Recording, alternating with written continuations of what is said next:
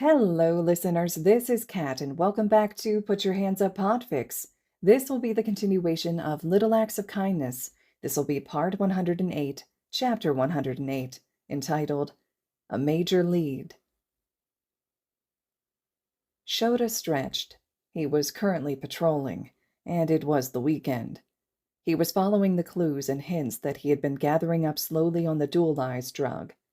He hoped to find the group soon, in order to raid them and put a stop to the villains. It was a bit worrying that he could find no trace of the Queen Bee. He knew roughly what he was looking for: a teenage girl with a missing eye, either covered by a patch or some hair. Yet neither him or Crawler had seen any sign. The vigilante would keep looking, though, and so would he. Yet there were plenty of other clues to be gathered. Trails and leaks from where the criminals they hired slipped up.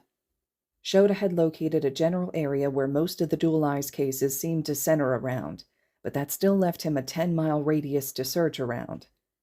So he jumped from building to building, the light of the moon shining down on him as he patrolled, eyes scanning. Over the past hour he had been patrolling, he had seen no signs of the drug yet, though he had stopped one case of an assault. He kept looking around, and hearing a noise, he paused. He didn't see anything odd, but he did see a few insects moving in what seemed a strange way to him, crawling in a path. And given that the Hachisuka boy had been broken out of the prison, well, insects moving in a strange way was definitely a big clue to follow. So Shoda followed the bugs, glad that his husband wasn't working this case. Hizashi would be scared so much right now, having to deal with insects. But it was understandable, after what had happened to his husband. Most considered Hizashi's fear of insects to be irrational, but not many knew it stemmed from an early case the man had worked on. Similar to Hachisuka, there had been another who could control insects, though the villain also looked like an insect, specifically a dragonfly. The villain had led Hizashi into a trap, and Hizashi had been forced into a coffin, with a bunch of insects to be eaten alive. His screams having no effect on the bugs made it almost impossible for him to get them off of him, but his screams had loosened the coffin around him, breaking it and allowing dirt to fall on him, the villain having buried Hizashi alive, as was his MO with his victims. Hizashi had frantically clawed his way out, and had managed to escape. Ever since then, though, the sight of a bug had terrified him, even with counseling. Shoda always took care of any bugs that came into their house, and would hold his husband, reassuring him. So yeah, Shoda was glad Hizashi wasn't working this case. Given what Hachisuka had done to Midoriya, he knew the cruel teenager could make his husband's fear worse. Shoda kept following the insects, making sure to stay at a distance. He found them heading into a normal-looking house. Shoda carefully looked over the house, not going close to it, and for a couple hours he staked it out. He saw an unusual amount of insects move around the house, and a few people who left it, and a couple who entered. The other houses nearby didn't miss the action either, but they didn't have nearly as much activity. Shoda didn't know if this was their main base, but it definitely seemed to be something with a lot of activity. Now he had to figure out if it was worth breaking into or not. After a moment, he decided it wasn't, but he noted the address. He staked it out for another hour, watching people moving, though there wasn't much. At the end of the hour, he started to stalk one of the people who had left, planning on arresting them once they were a good distance away. It wouldn't do good for the guy to realize Shoda had followed him from the house after all. Shoda followed for yet another hour, the sun starting to rise up now. He got lucky and saw the guy harassing someone, and he dropped down, arresting the man for harassment, and took him to the police station, where he started asking the man questions. Of course, the man didn't spill immediately, but that was fine. He let Detective Tsukauchi know in private what he had witnessed and seen, and the detective promised to get the answers from the man. With that, his patrol was over, and Shoda went home. It was now bright and early Saturday morning, and he just wanted to be with his husband. He came home yawning. "Good morning, Sho," Izashi said, coming over and hugging him.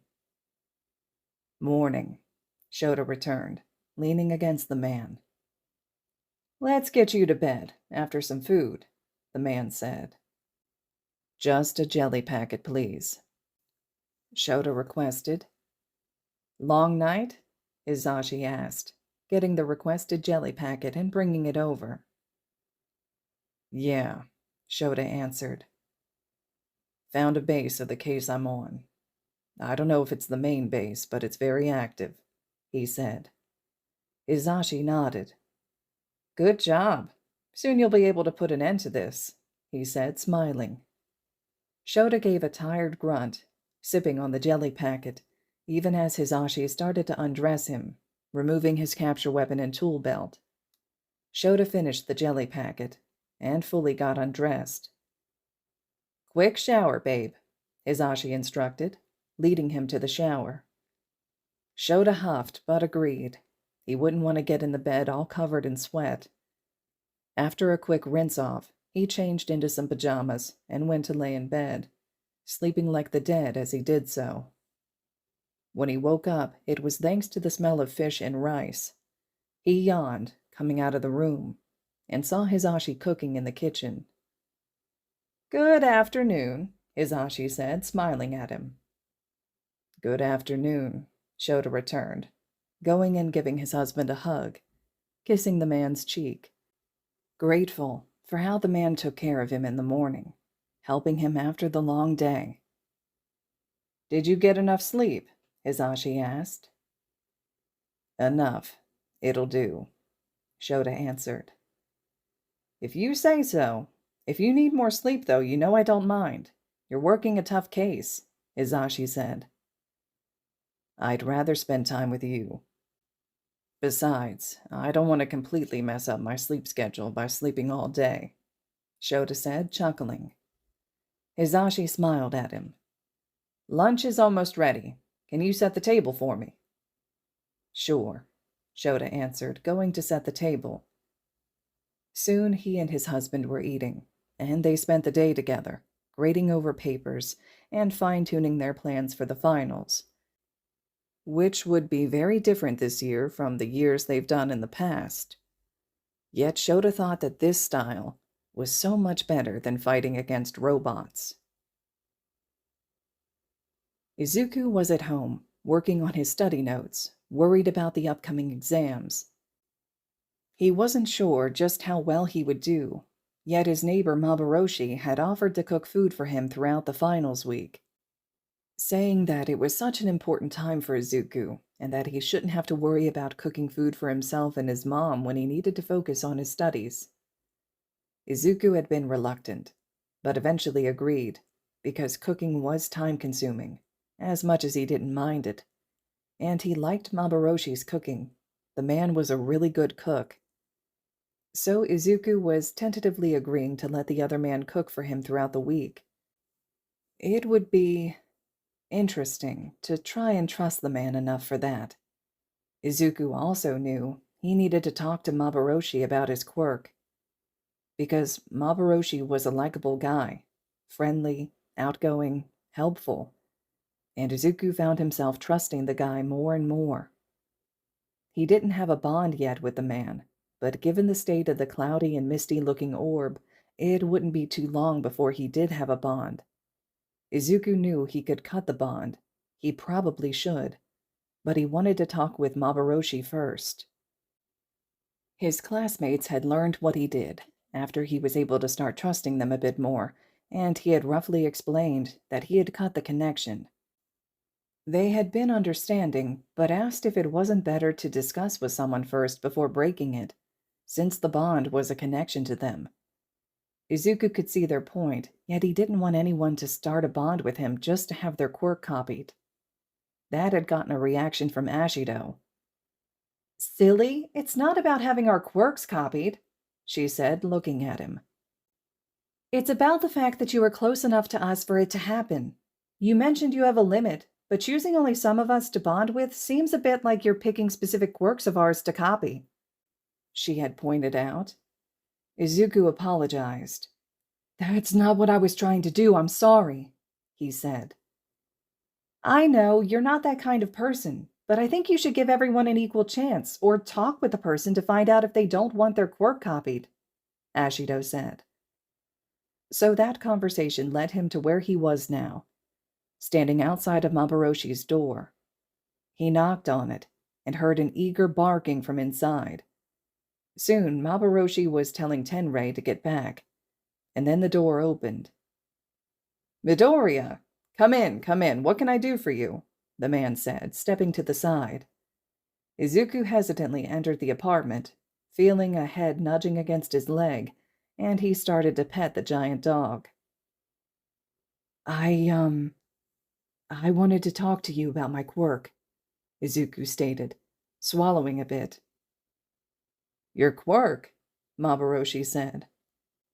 "I remember in the sports festival, you had something weird, strength enhancement, but also the ability to stop quirks," he said hesitantly. "A bit.